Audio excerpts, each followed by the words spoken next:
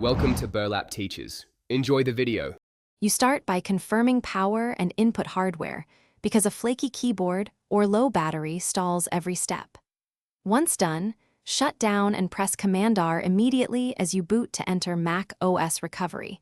If recovery is missing, use Option Command-R for internet recovery. Make sure external drives are unplugged to avoid boot confusion. Also check whether a firmware password or activation lock exists and note the Apple ID.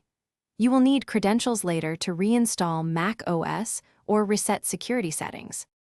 Next, run Apple Diagnostics by holding D at startup to isolate hardware faults. Write down any error codes because they guide repair choices. Then boot into recovery and open Disk Utility. Select the internal drive and run First Aid on the app's container and each volume.